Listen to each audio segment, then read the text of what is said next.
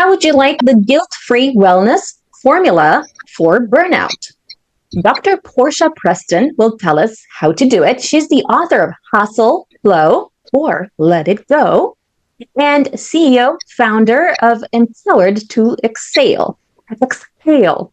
Okay, so Portia, tell us more about this wellness formula for entrepreneurs who feel often guilty about taking time for themselves and feel pressured to perform and to hustle and to hit productivity goals and to be an A player. Fuel Podcast with Lily Patrascu shares longevity and anti-aging techniques to stay young forever, increase energy, overcome addiction, and live your longest, best life ever. Shared by world's most innovative, alternative, and traditional health, thought leaders, healers, and doctors. Discover quantum healing strategies to heal your mind, body, and soul. Sure. So the first thing I want to acknowledge is that it's really hard. There is no simple fix, but it really starts with understanding that the first responsibility we have as an entrepreneur is to take deep care of ourselves and to give ourselves that permission in a world that often will not. Thank you. Tell us more about your book, Hustle, Flow, or Let It Go. How does this book offer a guilt-free wellness formula for burnout? Sure. So it really starts with helping you understand that your worth is inherent and nothing you do, no mistake that you make is going to change your worth. And then on that foundation, we can help people to address the shame. And that's how we get to the guilt-free part. Then we try to think about a holistic approach to wellness that really honors their reality. So they can be intentional and know, when do I hustle? How is it impacting me? Where can I find more flow? And what areas of my life do I need to let go? Thank you. Tell us more about the flow part. Like, how does one get into flow for stay in a period of time so that they can feel fulfilled over the long term? That's a great question. So yes, the traditional concept of the flow state is something that you stay in for a period of time. And what I am suggesting is something much more easeful, which is what are the small pieces of flow that you can incorporate into your daily life. So maybe that is taking time to be grateful. Maybe it is making a little space for rest in a busy day and just starting to take that time for yourself. So it's finding sustainable practices that work for your life and reflect your needs and preferences. Thank you. Tell us about some routines and habits that someone could implement that would enable them to have micro moments of flow. Sure. So my personal favorite is finding moments of joy within the day. I love playing music that I like to listen to. I have a short list of friends that I can check in with who typically make me feel good about myself. And I try to take a moment at the end of the day and just imagine myself closing the door on everything in my life so that I can just remember at the end of the day, I am separate from all the things that I'm working on. Thank you. Tell us more about hustling. How does someone deal with the pressures of having to hustle and overstay at work and be extra productive and have so much stress and deal with what your boss asks you to do or what your employees need from you or all the different pressures of motherhood and so much more? Yes.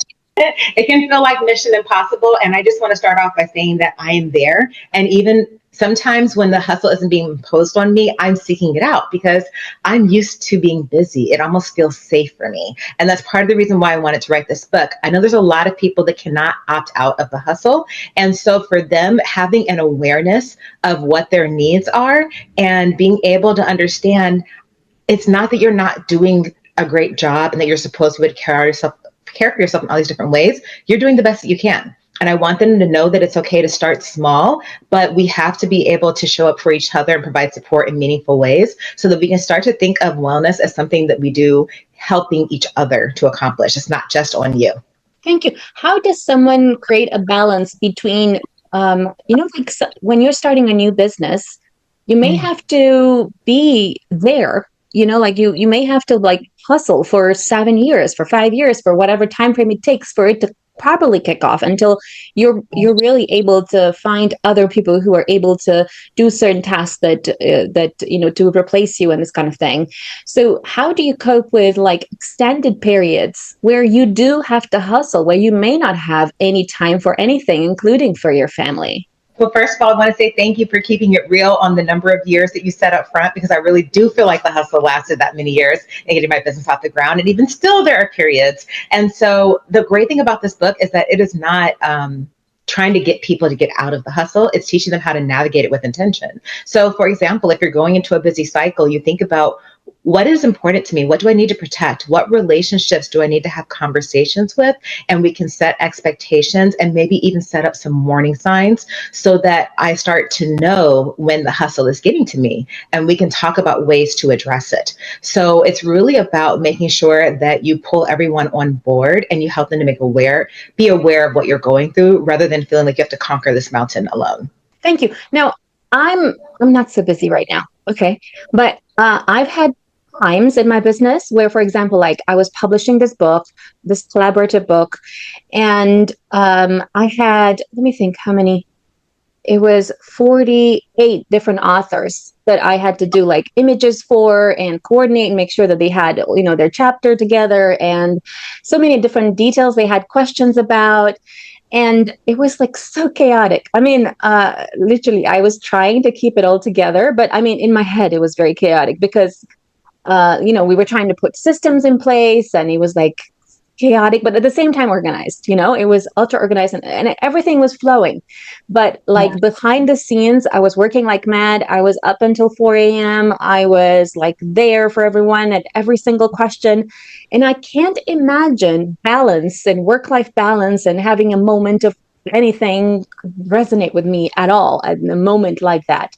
Now, I know there are millions of people around the world that are like that every single day, where like their mother, they have husband responsibilities, they have like a business that is chaotic. I mean, not chaotic in the sense of like really chaotic. What I mean is like just busy, where you're every single moment of the day, like you have a phone call and then you have another meeting. It's like everything is back to back. There's like no time for anything. Yes. And imagine someone like, and I'm not in that situation. I've never been in that situation exactly, because I've always had, let's say, even when I was a property manager, yes, I had like hundreds of calls, but I would like manage it in a way that everyone was like texting me or WhatsApping me, or, like I had a system that I was managing where I wouldn't get overwhelmed.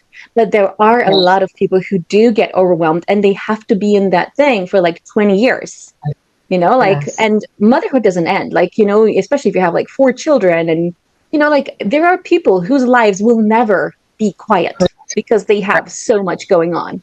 And of course, that's the fun thing in it as well. Like, how does someone like that manage to implement the hustle flow or let it go concept from your book? The first thing they should do is clear the slate of everything that they've been told should work for their life, but really isn't.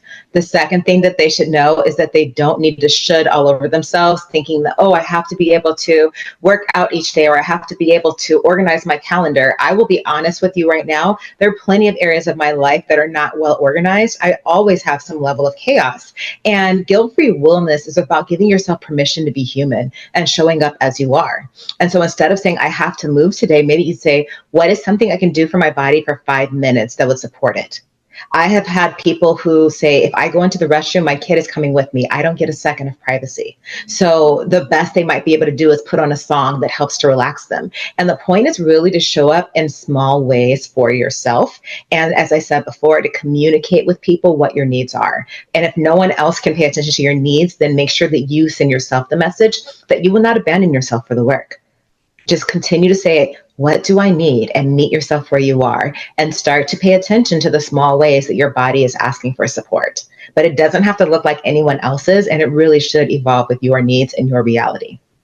Thank you. Give us some examples of how some really overwhelmed and burned out mothers that are business owners that have, let's say, 3-4 children and 3 dogs and a cat and a squirrel, I don't know, some other little animal that kids tend to have a little sake. What was someone like that? Give us some examples of some activities that someone would do to be able to find peace in the center of chaos. So I had a client who was an executive, and she realized that there really was no separation between her workday and when her kids came home and it was time to put her mom hat on. And she said that she really would like to sit and have tea to be able to relax in between, but there was no time. So I told her, on a day that isn't really ideal for tea, what is a ritual that we can come up with that would still help you to have that feeling? And what we came up with was the mom bag. And so she would go into the mirror and she would look into her eyes and she would repeat to herself the things that were important for her to hear coming out of the day that would give her closure, and the things that would help her to transition into the role that she had caring for her children. So it was really just a simple little mantra, but it helped her each day to make that shift and also to recognize and celebrate her accomplishments when she felt like they were really going unnoticed otherwise. So that's an example of a ritual that we created just based on her own needs.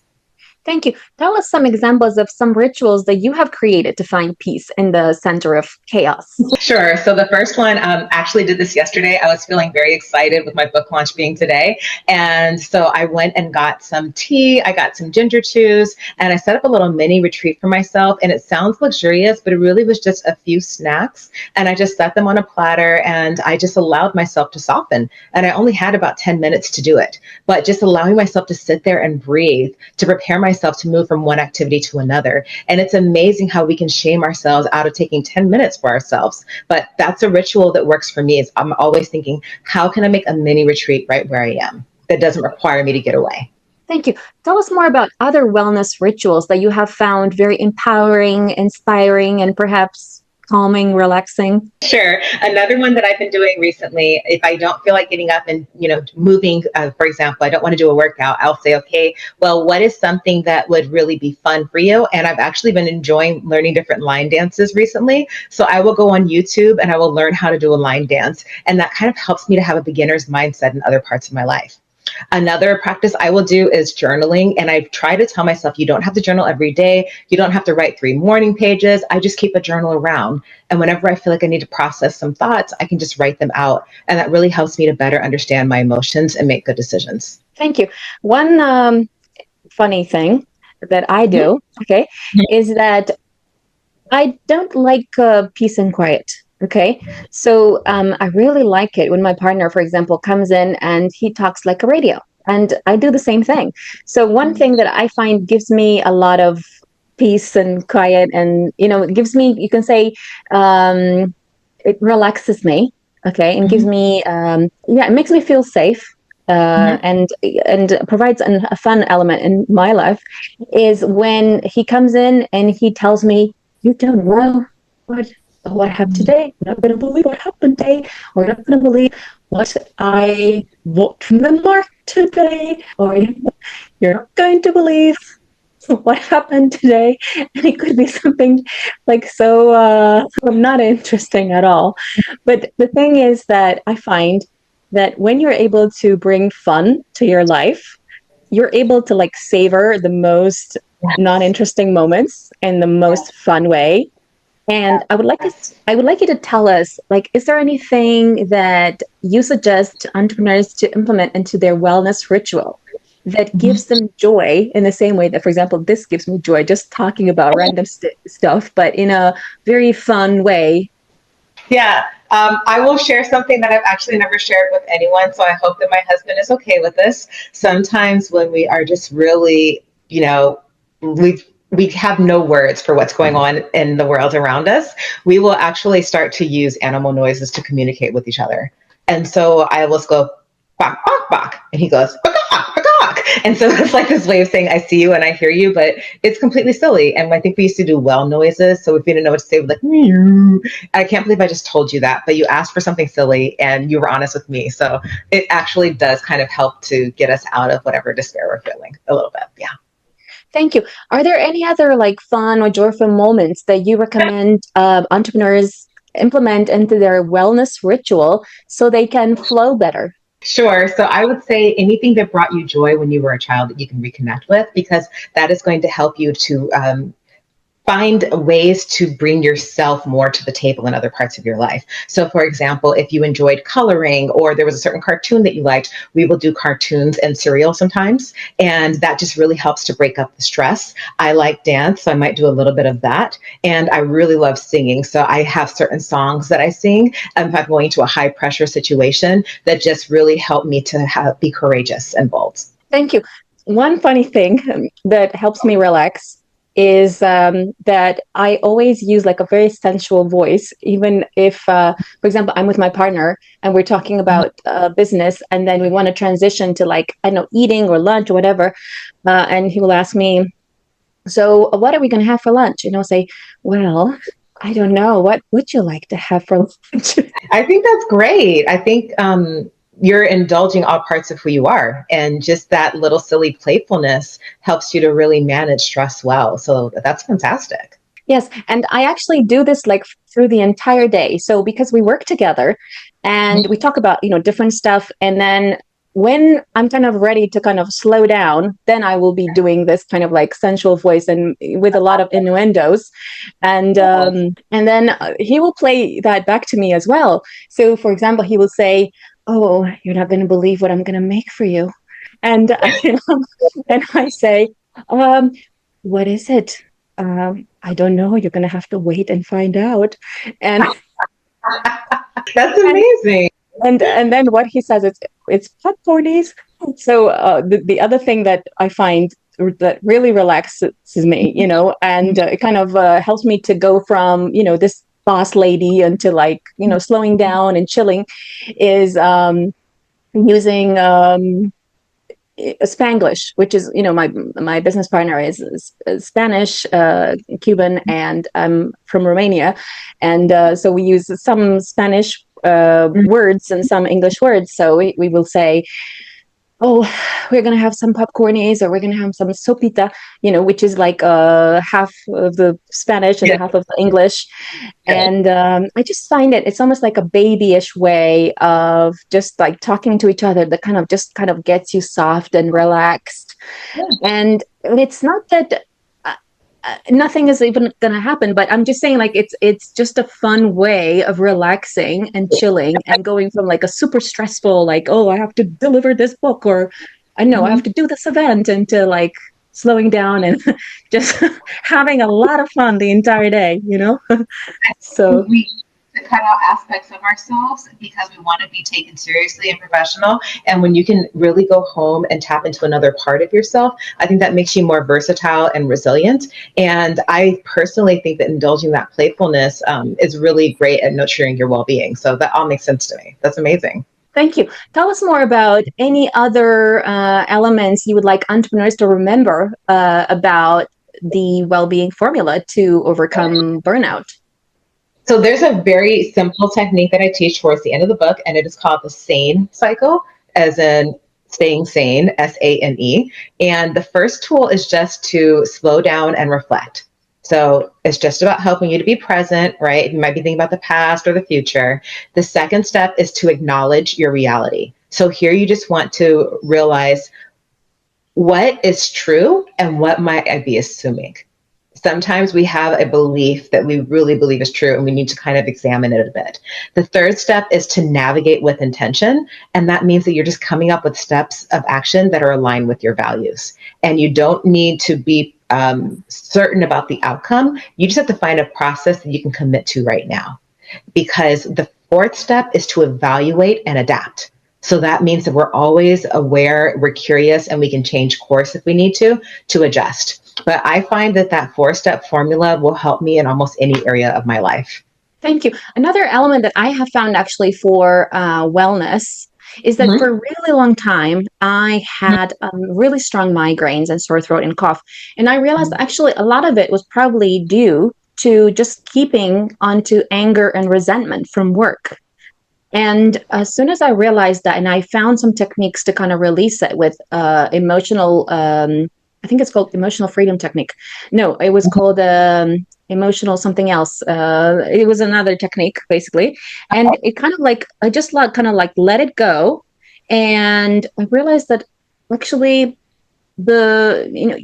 all the symptoms had kind of like just withered away. So I'm wondering, are there any particular like techniques that you recommend for people to do just to like let go of certain things they're holding in their body so they can feel good again?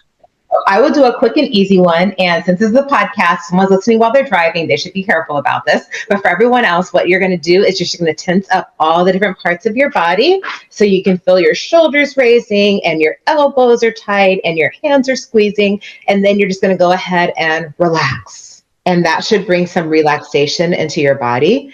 And you can do it one part at a time. That's called progressive muscle relaxation. So you can just start at your toes and go all the way up to your head, or start at the head and go all the way down to the bottom of your body. And that will help you to kind of engage and release the tension, being careful about anything that's sensitive. The other thing you can do is a body scan. And that's where you just pay attention to each part of your body and you just pay attention to what arises there, but you don't make any judgments. You're not here to fix it. But sometimes even just bringing that awareness allows you to be present in your body and better understand its needs. And that's really helpful for people who feel like they've lost connection with themselves. Thank you. What's your secret for looking so radiant and well? Well, thank you so much. I would say the same to you. I think just like you've said, it's really being able to find joy.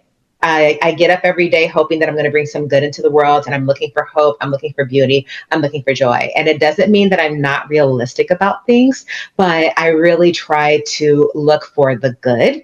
And I think that that pursuit helps me to not stay down for too long. So obviously I have my days, I have my moments, but at the end of the day, I want to remember that I'm here to experience life and to love and be loved. So that would probably be my secret. Tell us where entrepreneurs can connect with you and get your book too. Absolutely. So they can go to PortiaPreston.com. That's PORTIA Preston.com. And I'm on all socials at Dr. Portia Preston. My book is available wherever books are sold, Hustle, Flow, or Let It Go. Thank you. Follow me for more interviews with world's most innovative health change makers to live your healthiest life ever.